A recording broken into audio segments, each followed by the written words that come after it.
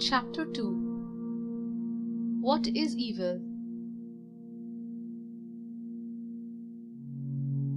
That the Somras has been the greatest good of our age is pretty obvious, said Brahaspati. It has shaped our age, hence it is equally obvious that someday it will become the greatest evil. The key question is, when would the transformation occur? Shiva, Sati, Kali and Ganesh were still in Brahaspati's classroom in Panchavati. Brahaspati had declared a holiday for the rest of the day so that their conversation could continue uninterrupted. The legendary 5 banyan trees after which Panchavati had been named were clearly visible from the classroom window. As far as I am concerned, the Somras was evil the moment it was invented, spat out Kali. Shiva frowned at Kali and turned to Brahaspati. Go on. Any great invention has both positive and negative effects. As long as the positive outweighs the negative, one can safely continue to use it. The Somras created our way of life and has followed us to live longer in healthy bodies. It has enabled great men to keep contributing towards the welfare of society, longer than was ever possible in the past.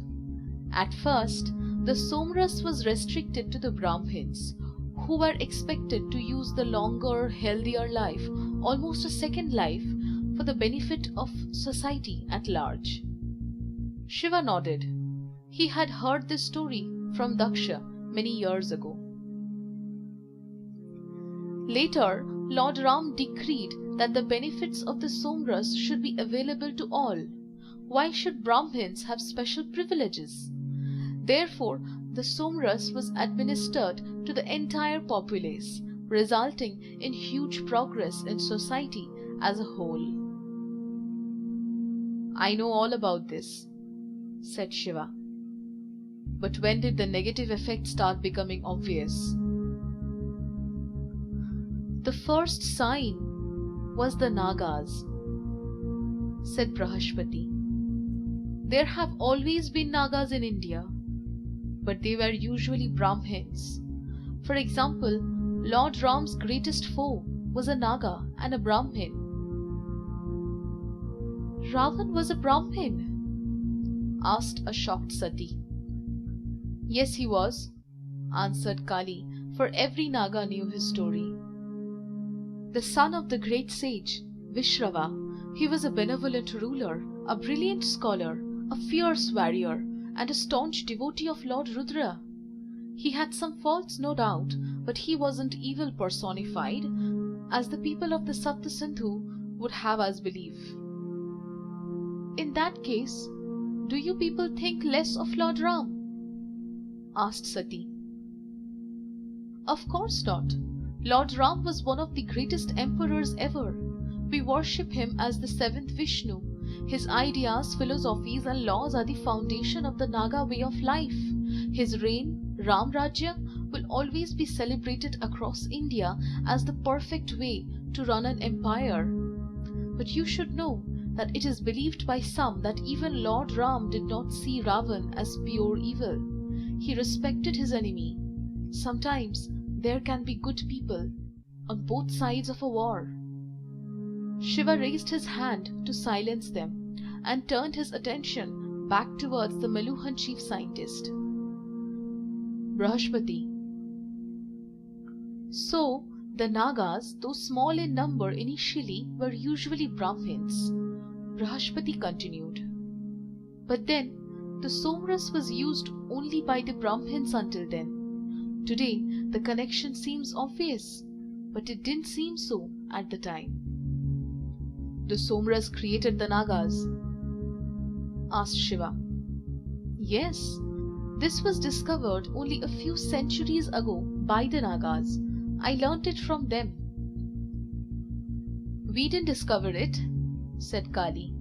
The Vayuputra council told us. The Vayuputra Council? Asked Shiva. Yes, continued Kali. The previous Mahadev, Lord Rudra, left behind a tribe called the Vayuputras. They live beyond the western borders in a land called Pariha, the land of fairies. I know that, said Shiva, recalling one of his conversations with the Vasudev Pandit. But I hadn't heard of the council.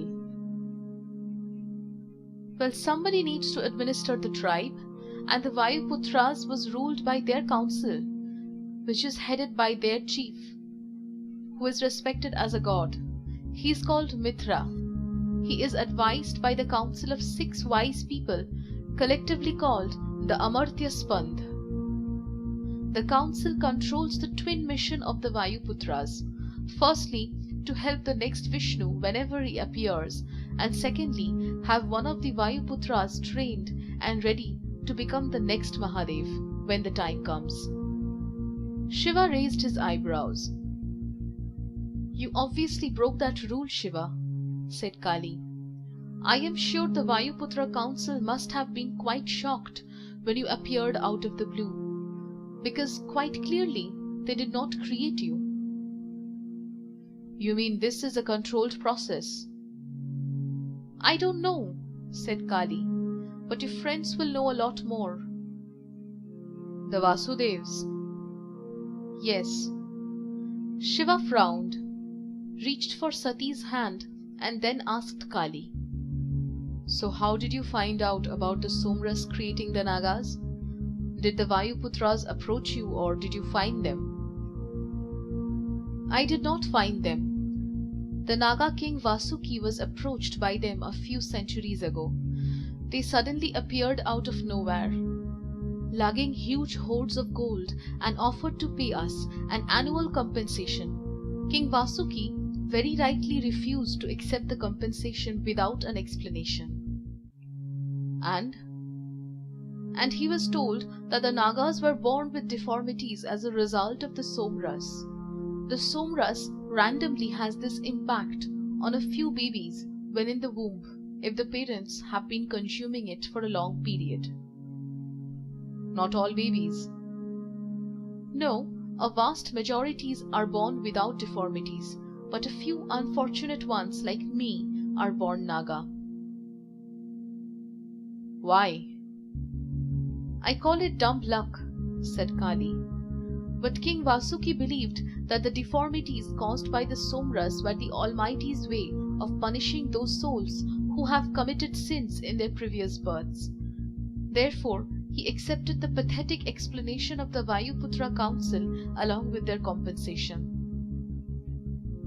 Mausi rejected the terms of the agreement with the Vayuputras the moment she ascended the throne, said Ganesh, referring to his aunt Kali.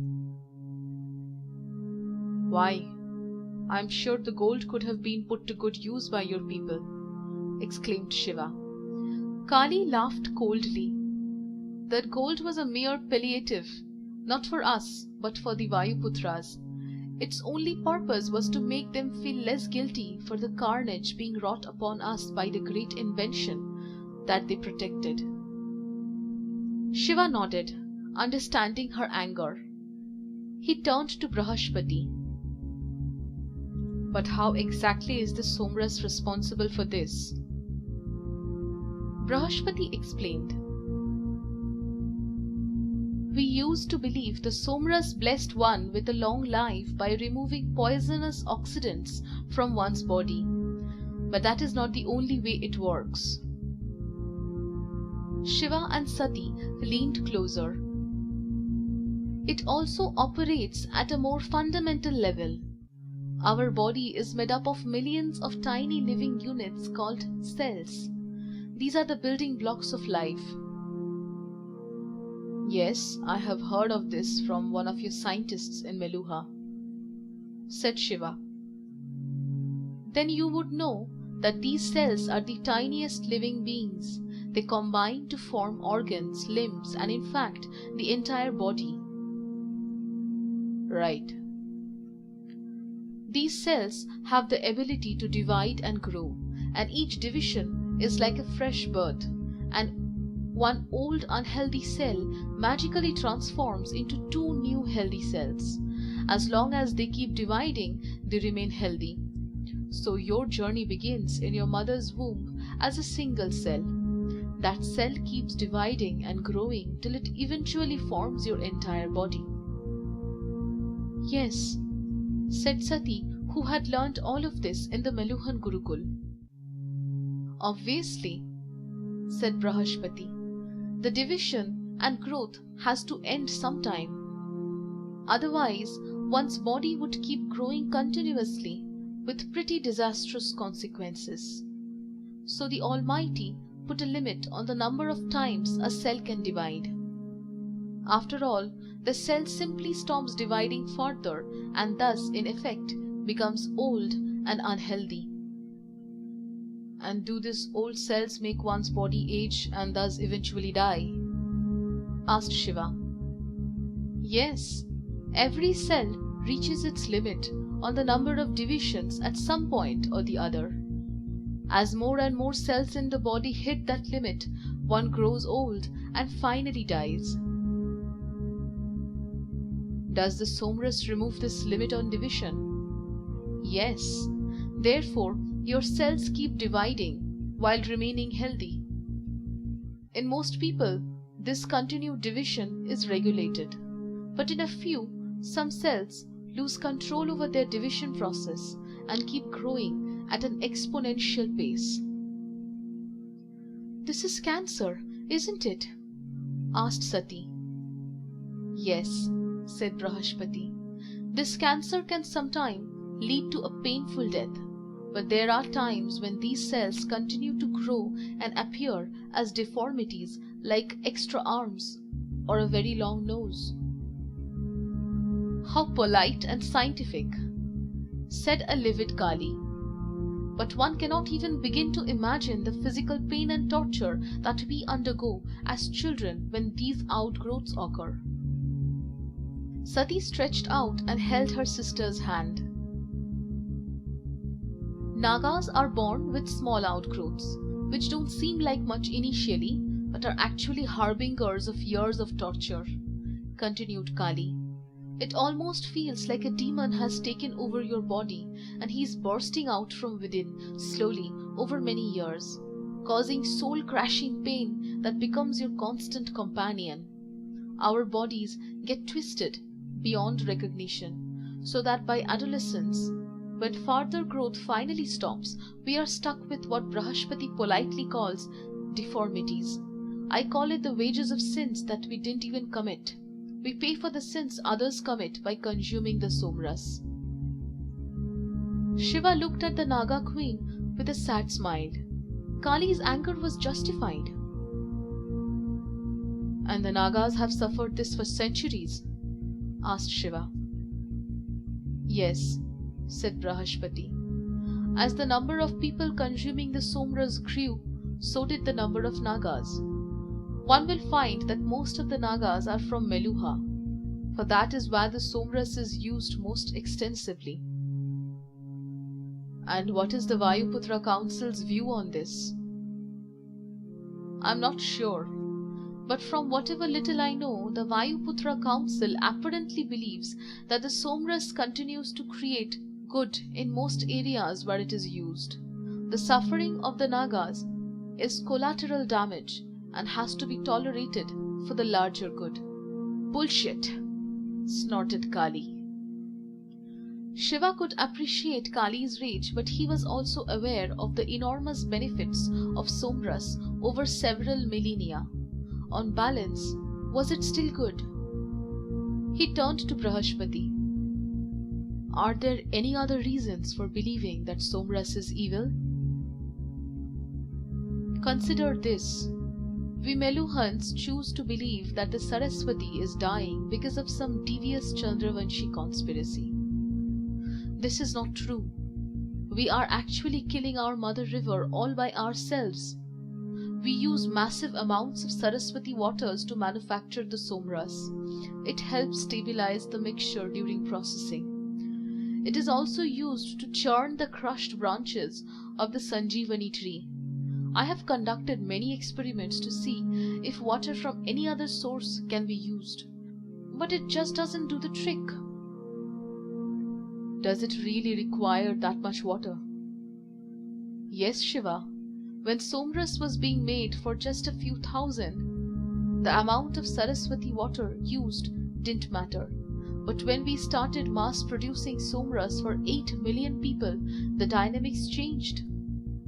The waters started getting depleted slowly by the giant manufacturing facility at Mount Mandar. The Saraswati has already stopped reaching the Western Sea. It now ends its journey in an inland delta south of Rajasthan. The desertification of the land to the south of this delta is already complete. It's a matter of time before the entire river is completely destroyed. Can you imagine the impact on Meluha, on India? Saraswati is the mother of our entire Sapta Sindhu civilization, said Sati, speaking of the land of the 7 rivers. Yes, even our preeminent scripture, the Rig Veda, sings paeans to the Saraswati. It is not only the cradle but also the lifeblood of our civilization. What will happen to our future generations without this great river? The Vedic way of life itself is at risk. What we are doing is taking away the lifeblood of our future progeny so that our present generation can revel the luxury of living for 200 years or more. Would it be so terrible if we lived for only 100 years instead? Shiva nodded. He could see the terrible side effects and the ecological destruction caused by the Somras, but he still couldn't see it as evil, an evil which left only one option, a dharma yudh, a holy war to destroy it. What else? Asked Shiva. The destruction of the Saraswati seems a small price to pay when compared to another, even more insidious impact of the Somras, which is the plague of Branga. The plague of Branga? Asked a surprised Shiva. What does that have to do with the Somras? Branga had been suffering continuous plagues for many years, which had killed innumerable people, especially children. The primary relief thus far had been the medicine procured from the Nagas, or else exotic medicines extracted after killing the sacred peacock, leading to the Brangas being ostracized even in peace-loving cities like Kashi. Everything, said Brahaspati.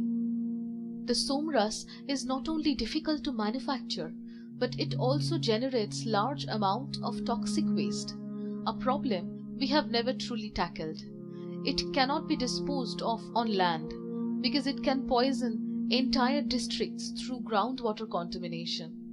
It cannot be discharged into the sea. The Somras water reacts with salt water to disintegrate in a dangerously rapid and explosive manner. A thought entered Shiva's mind.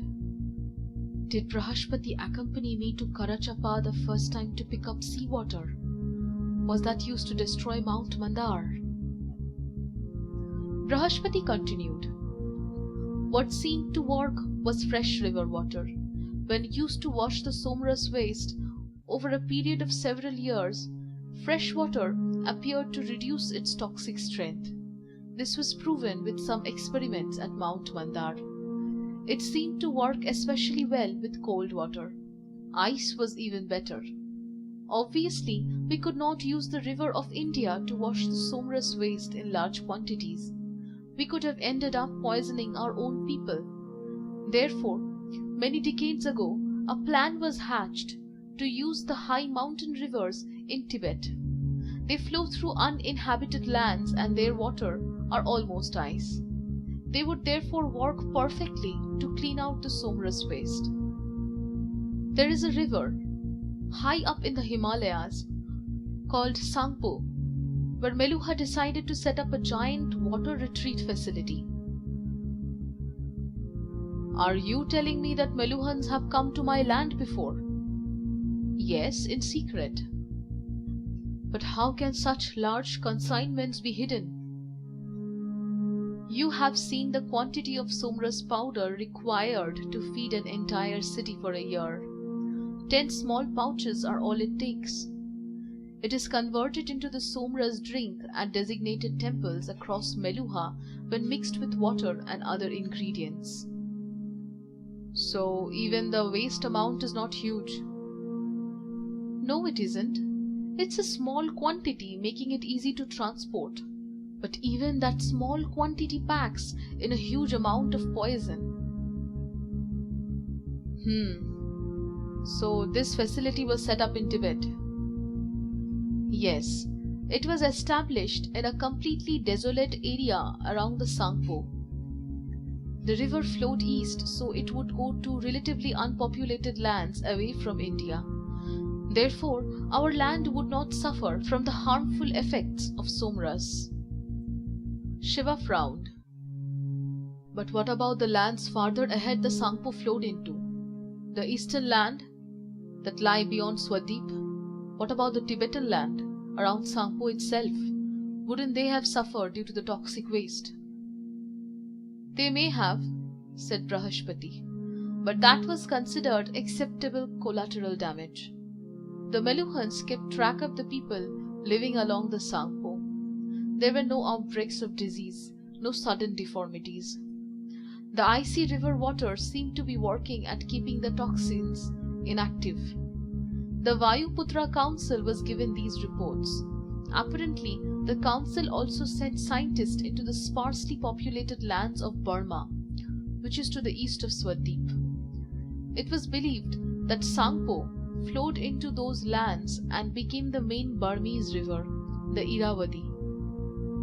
Once again, there was no evidence of a sudden rise in diseases. Hence, it was concluded that we have found a way to rid ourselves of the somras waste without harming anyone. When it was discovered that Sangpo means purifier in the local Tibetan tongue, it was considered a sign, a divine message. A solution had been found. This came down to the scientists of Mount Mandar as received wisdom as well. What does this have to do with the Brangas? Well, you see, the upper regions of the Brahmaputra have never been mapped properly. It was simply assumed that the river comes from the east because it flows west into Branga. The Nagas, with the help of Parshuram, finally mapped the upper course of the Brahmaputra. It falls at almost calamitous speeds from the giant heights of the Himalayas into the plains of Branga through gorges that are sheer-walled, almost 2,000 meters high. 2,000 meters, gasped Shiva. You can well imagine that it is impossible to navigate a river course such as the Brahmaputras. But Parshuram succeeded and led the Nagas along that path. Parshuram, of course, did not realize the significance of the discovery of the river's course. Queen Kali and Lord Ganesh did. Did you go up the Brahmaputra as well? Asked Shiva. Where does the river come from? Is it connected to the Sangpo in any way? Brahaspati smiled sadly. It is the Sangpo. What? The Sangpo flows east only for the duration of its course in Tibet. At the eastern extremities of the Himalayas, it takes a sharp turn, almost reversing its flow. It then starts moving southwest and crashes through massive gorges before emerging near Branga as the Brahmaputra. By the holy lake, said Shiva, the Brangas are being poisoned by the somras waste. Exactly. The cold waters of the Sangpo dilute the poisonous impact to a degree. However, as the river enters India in the form of Brahmaputra, the rising temperature reactivates the dormant toxin in the water. Though the Branga children also suffer from the same body-racking pain as the Nagas, they are free from deformities. Sadly, Branga also has a high incidence of cancer. Being highly populous, The number of deaths is simply unacceptable. Shiva began to connect the dots. Devadas told me the Branga plague peaks during the summer every year. That is the time when ice melts faster in the Himalayas, making the poison flow out in larger quantities. Yes, said Brahaspati, this is exactly what happens. Obviously, since both the Nagas and Brangas are being poisoned by the same malevolence, our medicines work on the Brangas as well.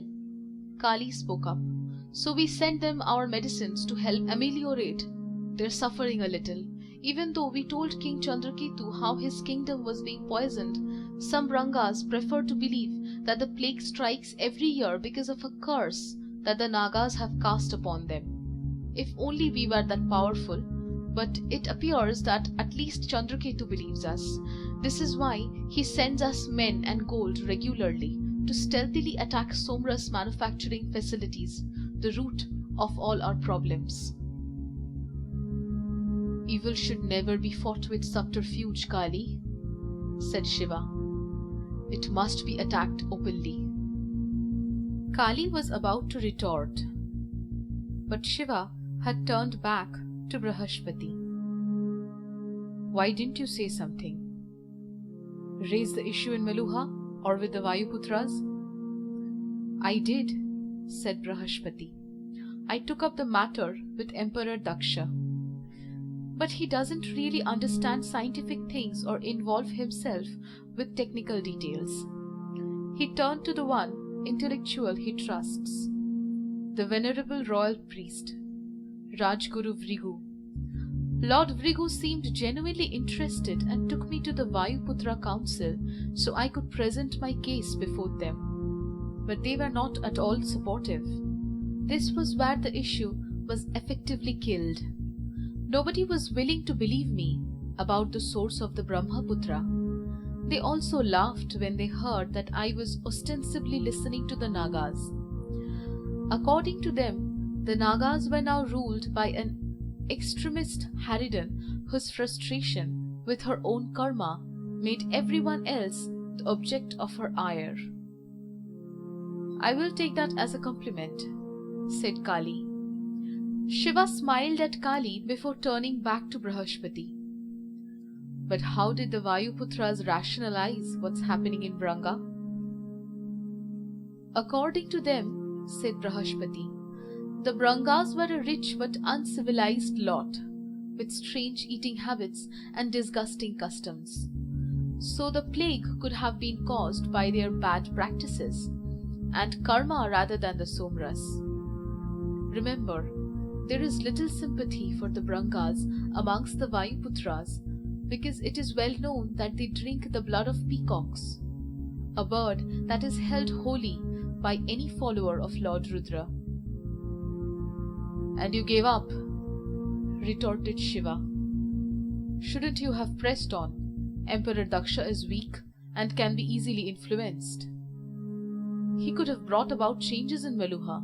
The Vayuputra Council does not govern your country.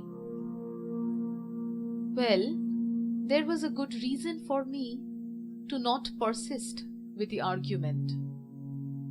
What reason? Tara, the woman I intended to marry, suddenly went missing, continued Brahaspati. The last time I saw her, she was in Pariha. On returning to Meluha, I received a letter from her telling me she was disappointed with my tirades against the Somras. I asked Lord Vrigu to check with his friends in Pariha. I was told that she had just disappeared. Shiva frowned. I know, it sounds lame, said Brahaspati. But somewhere deep within, I do believe Tara was taken hostage. It was a message for me. Keep quiet or else. And you gave up, Shiva repeated. Why would you do that if you believed you were right?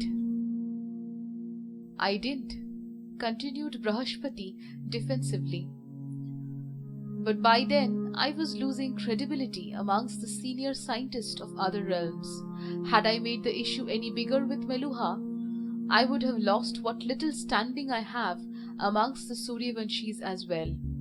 I would have lost my ability to do anything at all. Though I knew I had to do something, I also realized that the strategy of open lobbying and debating had become counterproductive. There were too many vested interests tied into the Somras. Only the Vayuputra Council could have had the moral strength to stop it openly through the institution of the Nilkant. But they refused to believe that the Somras had turned evil. What happened thereafter? Asked Shiva. I opted for silence, said Brihaspati, at least on the surface, but I had to do something. Maharishi Vrigu was convinced there was nothing to fear from the Somras waste, so the manufacturing of Somras continued at the same frantic pace. The Saraswati kept getting prodigiously consumed. Somras waste was being generated in huge quantities. Since the empire now believed that cold fresh water had worked in disposing of the toxic waste, new plans were being drawn up to use other rivers. This time, the idea was to use the upper reaches of either the Indus or the Ganga. Lord Ram be merciful, whispered Shiva. Millions of lives would have been at risk.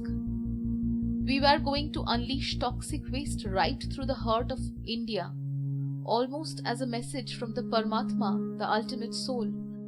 I was approached by Lord Ganesh around this time.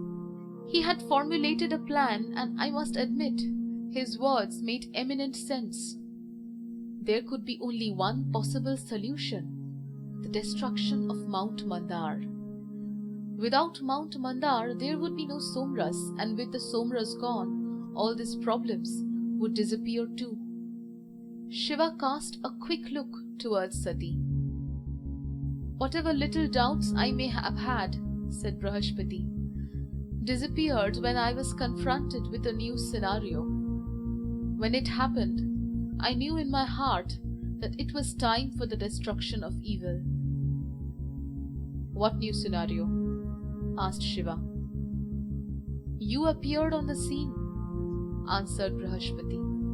Even without the Vayuputra Council's permission, perhaps even without their knowledge, the Nilkant appeared.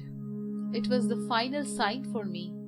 The time to destroy evil was upon us.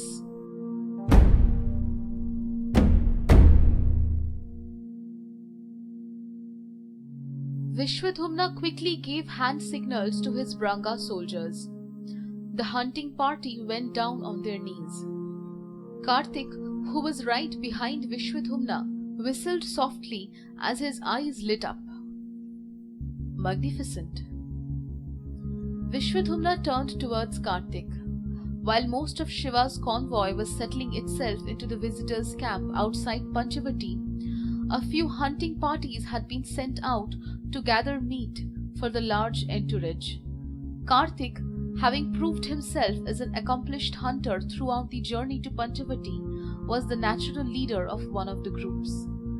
Vishwadhumna had accompanied the son of the Nilkant. He intensely admired the fierce warrior skills of Kartik. "It's a rhinoceros, my lord," said Vishwadhumna softly. The rhinoceros was a massive animal, nearly 4 meters in length. It had bumpy brownish skin that hung over its body in multiple layers, suggestive of tough armor. Its most distinctive feature was its nasal horn, which stuck out like a fearsome offensive weapon to a height of nearly 50 centimeters. "I know," whispered Kartik. "They lived around Kashi as well. They are nearly as big as a small elephant. These beasts have terrible eyesight, but they have a fantastic sense of smell and hearing." Vishwadhumna nodded at Kartik, impressed. "What do you propose, my lord?" The rhinoceros was a tricky beast to hunt. They were quiet animals who kept to themselves, but if threatened, they could charge wildly. Few could survive a direct blow from their massive body and terrifying horn. Karthik reached over his shoulder and drew out the two swords sheathed on his back. In his left hand was a short twin blade, like the one his elder brother Ganesh favored. In his right was a heavier one with a curved blade, which was certainly not appropriate for thrusting. This weapon was perfect for swinging and slashing, a style of fighting Karthik excelled at. Karthik spoke softly. "Fire arrows at its back. Make as much noise as you can. I want you to drive it forward." Vishwadhumna's eyes filled with terror. "That is not wise, my lord. This animal is huge. Too many soldiers charging in will cramp us. All it would need to do is swing its mighty horn, and it would cause several casualties. But we can fire arrows to kill it from a distance." Karthik raised his eyebrows. "Vishwadhumna, you should know better. Do you really think our arrows can actually penetrate deep enough to cause serious damage? It's not the arrows but the noise that you will create, which will make it charge." Vishwadhumna continued to stare, still unsure. "Also, it is standing upwind and your position behind it would be perfect. Along with the noise, the stench of your soldiers will also drive the animal forward. It's a good thing they haven't bathed in 2 days," said Karthik without any hint of a smile at the joke. Like all warriors, Vishwadhumna admired humor in the face of danger, but he checked his smile, not sure if Karthik was joking. "What will you do, my lord?" Karthik whispered. "I will kill the beast."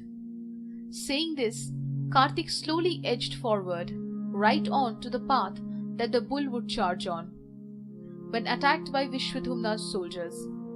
The soldiers, meanwhile, moved upwind, behind the rhinoceros. Having reached his position, Karthik whistled softly. "Now!" shouted Vishwadhumna. A volley of arrows attacked the animal as the soldiers began to scream loudly. The rhinoceros raised its head, ears twitching as the arrows bounced harmlessly off its skin. As the soldiers drew closer, some of the missiles managed to penetrate enough to agitate the beast. The animal snorted mightily and stomped the dirt, radiating strength and power as light gleamed off its tiny black eyes. It lowered its head and charged its feet, thundering against the ground. Karthik was in position. The beast only had sight vision and could not see straight ahead. Therefore, it was no surprise that it crashed into an overhanging branch in its path, which made it change its direction slightly, at which point it was Karthik standing to its right. The furious rhinoceros bellowed loudly, changed course back to the original path, and charged straight towards the diminutive son of Shiva. Karthik remained stationary and calm, with his eyes focused on the beast. His breathing was regular and deep. He knew that the rhinoceros couldn't see him since he stood straight ahead. The animal was running, guided by the memory of where it had seen Karthik last.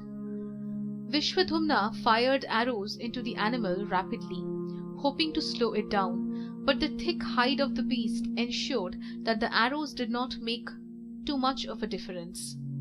It was running straight towards Karthik, yet Karthik didn't move or flinch.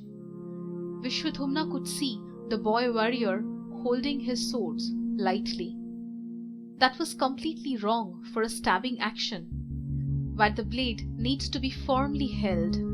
The weapon would fall out of his hand the moment he would thrust forward. Just when it appeared that he was about to be trampled underfoot, Karthik bent low and with lightning speed rolled towards the left. As the rhinoceros continued running, he slashed out, his left sword first, pressing the lever on the hilt as he swung. One of the twin blades extended out of the other, slicing through the front thigh of the beast, cutting through muscles and veins. As blood spurted rapidly, the animal's injured leg collapsed from under it, and it grunted, confused, trying to put weight on the appendage now flopping uselessly against its belly. Admirably, it still continued its charge, its 3 good legs having against its bulk as it struggled to turn and face its attacker. Karthik ran forward, following the movement of the animal, now circling in from behind the beast. He hacked brutally with his right hand, which held the killer curved sword. The blade sliced through the thigh of the hind leg, cutting down to the bone with its deep curvature and broad metal. With both its right legs incapacitated, the rhinoceros collapsed to the ground, rolling sideways as it tried to stand with only 2 good legs, writhing in pain. Its blood mixed with the dusty earth to make a dark red-brown mud that smeared across its body as it flailed against the ground, panting in fear. Karthik stood quietly at a short distance, watching the animal in its final throes. Vishwadhumna watched from behind, his mouth agape. He had never seen an animal brought down with such skill and speed. Karthik approached the rhinoceros calmly. Even though immobilized, the beast reared its head menacingly at him, grunting and whining in a high-pitched squeal. Karthik managed a safe distance as the other soldiers rapidly ran up to him. The son of the Nilkant bowed low to the animal. "Forgive me, magnificent beast. I am only doing my duty. I will finish this soon."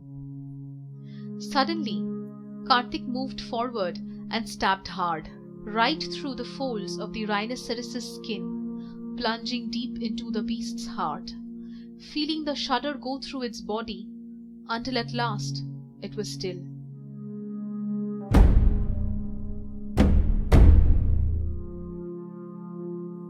"My lord, a bird courier has just arrived with a message for your eyes only," said Kanakhala, the Meluhan Prime Minister. "That's why I brought it personally." Daksha occupied his private chambers, a worried Virini seated beside him. He took the letter from Kanakhala and dismissed her. With a polite namaste towards her emperor and empress, Kanakhala turned to leave. Glancing back, she glimpsed a rare intimate moment between them as they held each other's hands. The last few months had inured her to the strange goings-on in Meluha. Daksha's past betrayal of Sati during her first pregnancy had shocked her enormously. Kanakhala had lost all respect for her emperor. She continued with her job because she remained loyal to Meluha.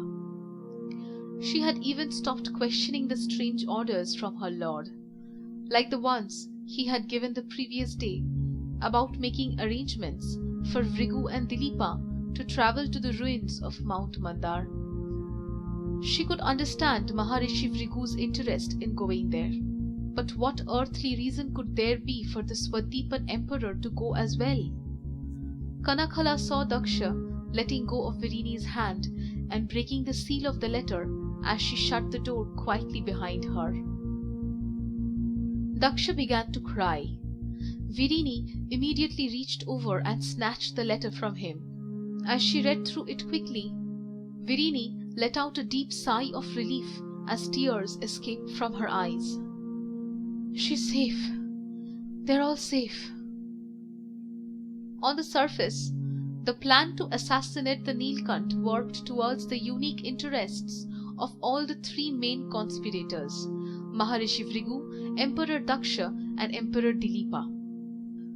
For Vrigu, the greatest gain would be that the Somras would not be targeted by the Nilkant. The faith of the people in the legend of the Nilkant was strong. If the Nilkant declared that the Somras was evil and decided to toe the Naga line, so would his followers. For Dilipa, it meant the killing of two birds with a single stone. Not only would he continue to receive the elixir from Vrigu, but he would also do away with Bhagirath, his heir and greatest threat. Daksha would be rid of the troublesome Nilkant and be able to blame all ills on the Nagas once again. The plan was perfect, except that Daksha could not countenance the killing of his daughter. He was willing to put everything on the line to ensure that Sati was left unharmed. Vrigu and Dilipa had hoped that with the rupture in relations between Daksha and his daughter, the Meluhan emperor would support this mission wholeheartedly. They were wrong. Daksha's love for Sati was deeper than his hatred for Shiva. Upon Virini's advice, Daksha had sent the Arishtanemi brigadier Maya Shrenik, known for his blind loyalty to Meluha and deep devotion to the Nilkant, on a secret mission. Maya Shrenik was to accompany the 5 ships that had been sent to attack the Nilkant's convoy. Virini had covertly kept in touch with her daughter Kali through all these years of strife and had made Daksha aware of the river warning and defense system of the Nagas. All that had to be done was to get the alarm triggered in time. Maya Shrenik's mission was to ensure that the alarms went off. He was to escape and return to Meluha after that. The Arishtanemi brigadier and acting general of the Meluhan army had carried a homing pigeon with him to deliver the news of the subsequent battle to Daksha. The happy message for the Meluhan emperor was that the progeny Daksha cared for, Sati and Kartik, were alive and safe. Virini looked at her husband. "If only you would listen to me a bit more." Daksha breathed deeply. "If Lord Vrigu ever finds out, would you rather your children were dead?" Daksha sighed. He would do anything to ensure Sati's safety. He shook his head. "No." "Then thank the Paramatma that our plan worked, and never breathe a word of this to anyone, ever." Daksha nodded. He took the letter from Virini and set it aflame, holding it by the edge for as long as possible to ensure that every part of it had charred beyond recognition.